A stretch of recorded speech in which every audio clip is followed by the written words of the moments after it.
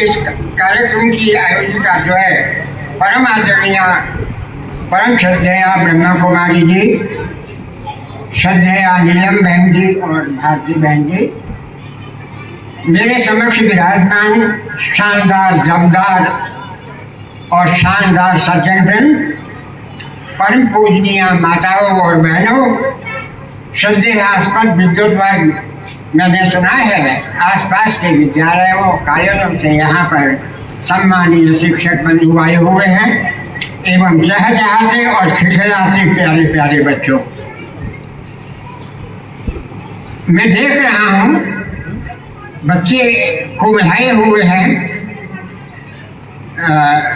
मुझे खिलखिलाहट देखनी चाहिए थी, इसलिए अपनी बात कहने से पूर्व मैं एक पहेली बच्चों के लिए बहुत सरल रखता हूँ, आप बताने की कोशिश करेंगे।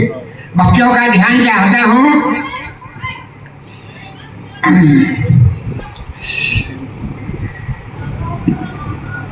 कुछ बच्चे अभी भी अन्य मनस्क बैठे हुए हैं।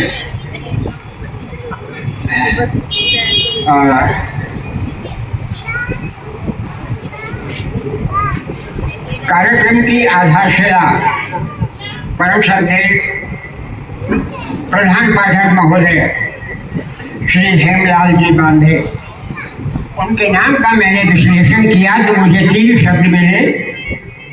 एक तो पहला शब्द है हेम और दूसरा शब्द है लाल और तीसरा शब्द है बांधे। सज्जनों, जैसा कि आप जानते हैं लाल का अर्थ बताने की आवश्यकता नहीं है, अभी वो छत्तीसगढ़ के लाल हैं, निकट भविष्य में भारत के लाल से भी होंगे, मैं आपको आश्वासन देता हूँ। पहला शब्द है हेम। हेम का अर्थ होता है सोना।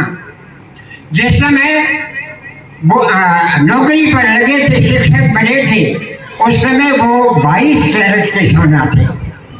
लेकिन जब से परम पूज्य आदरणीय मैडम ने जब से उनका हाथ पकड़ा है, 22 कैरेट के सोने को 24 कैरेट का शुद्ध गहना बना दिया। मित्रों, आप जानते हैं कि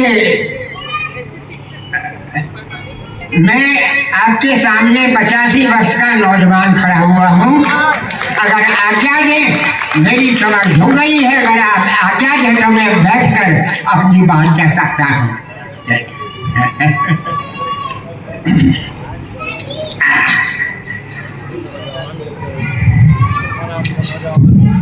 बहुत बहुत धन्यवाद सर। बांधे जी, मैं आपके प्रति अपनी शुभकामनाएं अर्पित करता हूँ।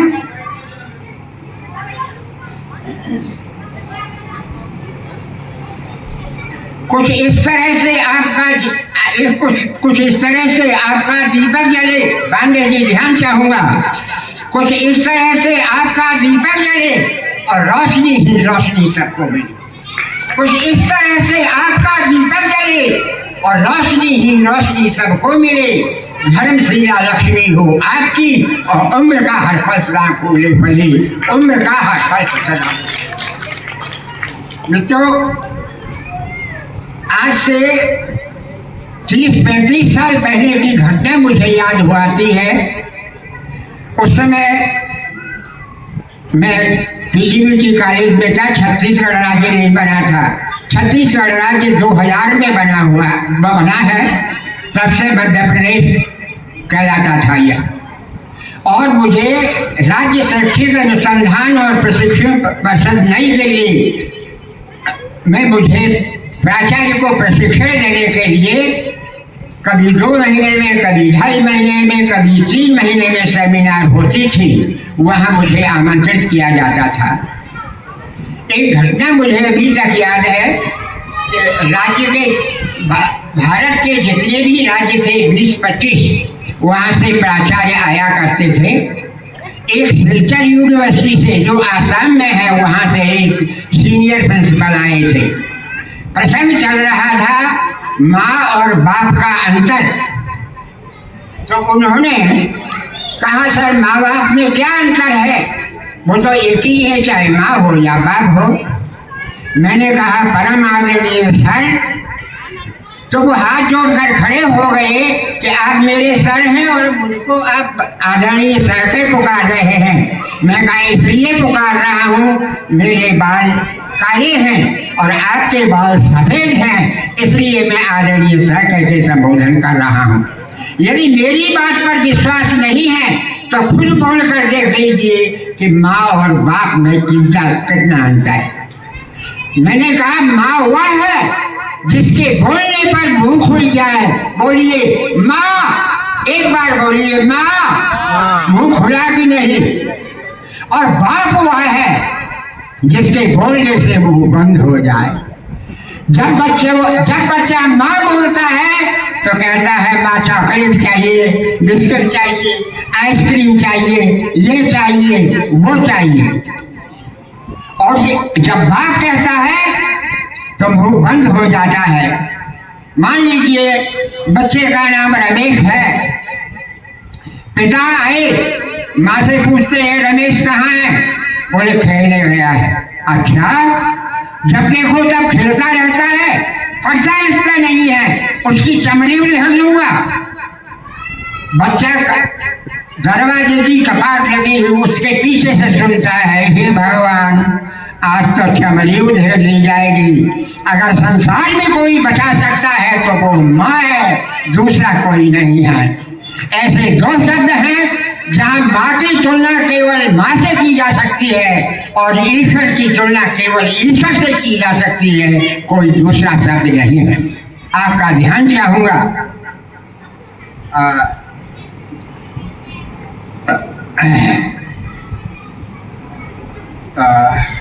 हर वस्तु की 100 उपमा है पर माँ की उपमा केवल माँ है। ध्यान रखिएगा सज्जनों, हर वस्तु की 100 उपमा है पर माँ की उपमा केवल माँ है। पर्यावरण अनेक हो सकते हैं लेकिन तुलना माँ की नहीं की जा सकती किसी दूसरे से। अगर मान लीजिए किसी के सुंदर मुख की तुलना करनी है तो क्या कहते हैं, अरे यार उसकी बात क्या कहते हो, वो तो चंद्रमुखी है। सुंदरता में चंद्र सबसे सुंदर माना जाता है, इसलिए सुंदर स्त्री को चंद्रमुखी की उपमा दी गई। अगर किसी की सुंदर आंखों की तुलना करनी है तो संसार में सबसे सुंदर आंख हरिण की मानी जाती है, इसलिए मृगनयनी कहा जाता है। आपका ध्यान चाहूंगा, हर वस्तु की 100 उपमा है पर माँ की उपमा केवल माँ है। कुपित पिता को देख लाडला दूर कहीं भाग जाता है। कपाट के पीछे से उसने सुन लिया तो चमड़ी उधेड़ जाएगी मेरी। अगर मुझे चमड़ी उधेड़ने से कोई बचा सकता है तो वो केवल माँ है। पिताजी चले जाएंगे तो माँ मुझको चमड़ी उधेड़ने से बचा दे। हर वस्तु की 100 उपमा है पर माँ की उपमा केवल माँ है। कुपित पिता को देख लाडला दूर कहीं भाग जाता है और माँ मारे तो मार से बचने माँ से और लिपट जाता है। हर वस्तु की 100 उपमा है पर माँ की उपमा केवल माँ है। कुपित पिता को देख लाडला दूर कहीं भाग जाता है, माँ मारे तो मार से बचने माँ से और निपट जाता है। हर नारी में माँ बनने की प्राकृत अभिलाषा होती है। हर नारी में माँ बनने की प्राकृत अभिलाषा होती है। हर नारी में अनसुईया की सी विमल तपस्या होती है। हर बेटा रामन हो लेकिन हर माँ को सैया होती है। हर माँ को सैया होती है। हर माँ को सैया होती है। मित्रों, जब मैंने उनसे कहा क्या बोल कर देख लीजिए, स्वयं बोलिए माँ और बाप में कितना अंतर है, तो कम से कम 50 और 60 प्राचार्य उपस्थित थे वहाँ। बोलिए माँ मुंह खुला कि नहीं? बोले हाँ सर खुला। बोलिए बाप बंद हुआ कि नहीं? बाप कहने से वो बंद हो जाता है, बच्चा अपने मन की बात नहीं कह पाता।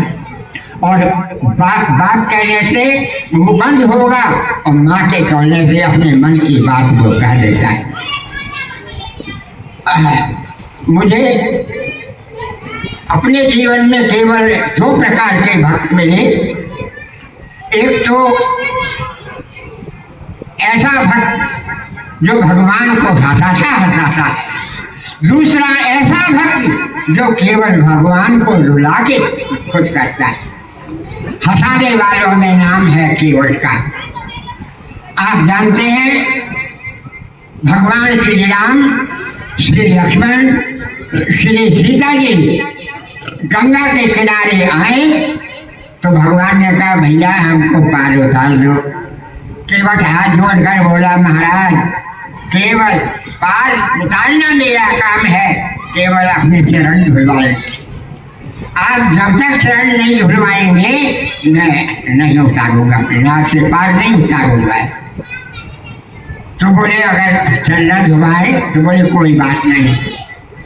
मुर्रा में आध्यात्मिक गंगा बह रही है। आदरणीय ब्रह्मा कुमारी मैडम द्वय ने कितनी सुंदर बात कही है तनाव मुक्त जीवन जीने का। तो केवल क्या कहता है, प्रभु मत भुलाइए और मेरी बात सुन लीजिए। ये जो मुर्रा में आध्यात्मिक गंगा बह रही है, इस घाट से थोड़ी दूरी है, कटे लो जल था दिखाया हुजूर। इस घाट से थोड़ी दूर पर कमर तक पानी है, केवल अंदर भी भीगेगा आप पार कर सकते हो और मैं आगे चलकर दिखा सकता। यही घाट से थोड़ी दूरी है, कटे लो जल था दिखाया हुजूर। पर से पग धूरी तरह तरनी घरनी क्या रस में सब बुझाया हुजूर। केवल एक ही चमत्कार है, आपके चरणों में जो लगी हुई धूल है उसके स्पर्श से नारी बन जाती। पत्थर की शिला अहिल्या सुंदर नारी बनकर स्वर्ग चली गई, तो मेरी काठ की नाव है भगवान कहाँ जाएगी तीनों लोकों में। इसलिए यही घाटे से थोड़ी दूरी है, कटे लो सल जहाँ दिखाया हुजूर। पर से पग धूरी तरह तरनी घर क्या समझाया हुजूर। अगर मेरी नाव चली गई तो जो पेज और पसिया मुझको खाने को मिलता है वो नहीं मिलेगा। पत्नी फटकारेगी और अपनी छत्तीसगढ़ी भाषा में जैसा निषाद लोग बोलते हैं, रोहा भरुआ देखकर नहीं बैठालते, किस किस को तुमने बैठाल दिया है, सवारी देखकर बैठालना चाहिए। यही घाटे से थोड़ी दूरी है, कटे लो जल था दिखाया हुजूर। पर से पग धूरी तरह तरनी घर क्या समझाया हुजूर। बारू मारी बोए बिना पग धोए हो नाथन नाव चढ़ाया हुजूर। तुलसी अवलंबनी और कछूलर का की ही भांति जियाया हुजूर। कोई दूसरा साधन नहीं है प्रभु, इसलिए प्रार्थना है आप अपने पहले चरण धुलाइए। लक्ष्मण जी तो महाक्रोधी है, श्री लक्ष्मण जी आप जानते हैं। लक्ष्मण जी ने कहा अगर नहीं धुलाते तो वो क्या कहता है, देखिए गरीब आदमी दिल कितना बड़ा। पद पद मधो ये चढ़ाए नावन नाथ उतराई चहो। आपके चरण कमलों को जब तक मैं नहीं धोलूंगा, चरण कमलों को धोकर ही मैं नाम पर बैठा लूंगा। और मेहनताना भी नहीं चाहिए, उतराई भी मुझको नहीं चाहिए। एक गरीब आदमी कहता है तो उतराई नहीं चाहिए, कितना बड़ा दिल है उसका। पद पद मधो ये चढ़ाए नावन नाथ उतराई चहो। मोह राम रावण, देखिए कितना विश्वास दिला रहा है भगवान आपकी कसम। मोह राम रावण आन दशरथ, आपकी कसम, आपके बाप की कसम। चक्रवर्ती सम्राट राजा दशरथ श्री राम के पिता थे और कहता है मोहि राम राहुल आन दशरथ शपथ सब साची कहो। आपकी कसम खा के, आपके बाप की कसम खा के कहता हूँ, जब तक आप चरण नहीं धुला लेंगे तब तक मैं नाव में नहीं बैठूंगा। मोहि राम राउरियान दशरथ शपथ शपथ करता हूँ, ये भीष्म प्रतिज्ञा है कि जब तक आप चरण नहीं धुलाएंगे नहीं बने। वो इतना भी जानता है कि लक्ष्मण जी महान क्रोधी हैं। बरु तीर मारहि लखन पे, भले ही ये मुर्रा में जो आध्यात्मिक गंगा बह रही है उसके तीर के दो अर्थ होते हैं। एक तीर का अर्थ है कि उठा के पटक कर गंगा के किनारे मुझको लक्ष्मण जी मार दे, कोई चिंता नहीं। दूसरा तीर का अर्थ होता है कि उनके तरकस में लगे हुए जो तीर हैं, उनके तरकस में लगे हुए जो बाण हैं, उससे मुझको मार दे, कोई चिंता नहीं। बरु तीर मारहि लखन पे, जब तक न पाई पखारियों, जब तक न तुलसीदास नाथ कृपाल पाल उतारियों। सज्जनों, हमसे कोई कह दे, आपस में कोई झगड़ जाते हैं तो बोले तुम्हारी कसम, तुम्हारे बाप की कसम, तो हम लोग लड़ने को तैयार होते हैं, तुम मेरे बाप तक कैसे पहुंच गए। लेकिन भगवान के सामने जब केवट ने कहा आपकी कसम, आपके बाप की कसम, जब तक आप चरण नहीं धुलाएंगे, तो भगवान मुस्कुराते हैं, हंसा रहा है अपने इष्ट देव को।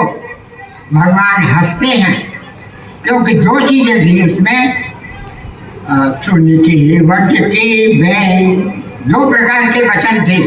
सुनती वट की बैन, प्रेम लपेटे अटपटे, एक तो प्रेम से लपेटे हुए। भगवान जब तक आप चरण नहीं धुला लेंगे तब तक नहीं बैठा होगा। जैसे जलेबी को जब तक शक्कर की चाशनी में पागा नहीं जाता तब जलेबी की सार्थकता नहीं। एक तो ये, दूसरा अटपटे का मतलब, अटपटे वचन अपने इष्टदेव से केवट क्या कह रहा है, तुम्हारी कसम, तुम्हारे बाप की कसम। ऐसे हम और आप झगड़ जाते, लेकिन भगवान मुस्कुराए। सुनती वट की बहन, प्रेम लपेटे अटपटे, बिहसे करुणा नैन, चितय जानकी लखन तन। एक सज्जन ने पूछ दिया, सर श्री लक्ष्मण जी और श्री सीता जी 24 घंटे उनके साथ रहते थी, तो क्या आवश्यकता थी सीता जी की तरफ देखने और लक्ष्मण की तरफ देख कर हंसने की। सज्जनों, इसकी भी एक आत्मकथा है। मैं त्रेता युग से आपको द्वापर में ले चलता हूँ। त्रेता युग में भगवान श्री राम, श्री लक्ष्मण और श्री सीता जी और केवट ने भगवान को हंसाया, और द्वापर में भगवान श्री राम विष्णु भगवान बने, श्री लक्ष्मण हजारों खंड वाले शेष सहस्त्र बने, श्री सीता जी श्री लक्ष्मी जी बनी, और केवट जो है वो कछुआ बना। क्षीर सागर में भगवान विश्राम कर रहे हैं। कछुआ ने सोचा बड़ा सौभाग्य है, भगवान के चरणों की सेवा थोड़ा सा मुझे करने को मिल जाता तो मेरा जीवन सफल हो जाता है। वो धीरे धीरे कछुआ भगवान के चरणों की तरफ आया और माँ लक्ष्मी जी से प्रार्थना किया, माँ क्या हमें भगवान के चरणों की सेवा करने का थोड़ा सा अवसर मिलेगा। श्री लक्ष्मी जी ने कहा, भगवान के चरणों की सेवा करने का मेरा अधिकार है, कोई दूसरा नहीं कर सकता। बैक टू पेविलियन, बेचारा वापस हो गया। बोले कोई बात नहीं, चरणों की सेवा करने का अवसर नहीं मिला तो कोई बात नहीं है, भगवान के भुजाओं की सेवा कर लेता हूँ सिर की तरफ। उन्होंने कहा, भैया भगवान की सेवा करने का अवसर मिलेगा। जो लक्ष्मण शेषावतार से हजारों फन वाले मित्रों में आपका ध्यान आकर्षित करना चाहता हूँ। अगर हमारे कमरे में पलंग में एक भी फन वाला आ गया, एक भी फन वाला बैठा हो, तो घर वाले इतने चिंतित हो जाते हैं कि जब तक ये कमरे से बाहर न निकल जाएगा अथवा इसको मार पीट कर मार नहीं दिया जाएगा तब तक उस कमरे में घुसने का साहस नहीं कर। और यहाँ तो 1000 फंड वाला है, लक्ष्मण जी 1000 फंड वाले हैं। बोले नहीं, भुजाओं पर मेरा अधिकार है। पीछे हट गया कश्यप, भगवान के सामने हाथ जोड़कर खड़ा हो गया। बोले प्रभु, क्या हमें आपकी सेवा करने का अवसर नहीं मिलेगा? भगवान ने कहा, कछुए घबराओ मत, तुम्हें त्रेता में मूल में नहीं, ब्याज में नहीं, चक्रवर्ती ब्याज में चरण होने का अवसर। त्रेता में श्री राम, श्री लक्ष्मण, श्री सीता जी, तो भगवान ने वैसे भगवान सीता और लक्ष्मण जी की तरफ देखकर हंसे थे। सज्जन ने पूछा, प्रभु 24 घंटे रहने वाले उनकी तरफ देखकर हंसने की क्या आवश्यकता थी? जुगल में जो सज्जन वृंद बैठे हुए हैं उनकी तरफ देखती तो बात समझ में आती। तो उन्होंने कहा, सीते अगर तुम क्षीर सागर में चरण धुला लेती तो ब्याज में तुम्हारे, मूल में तो मेरे चरण धुलेगा ही, ब्याज में तुम्हारे धोएगा और चक्रवर्ती में लक्ष्मण के पैर धोएगा, उसके बाद में ब्याज। और हुआ ऐसा ही। आपको द्वापर में मेरे चलता हूँ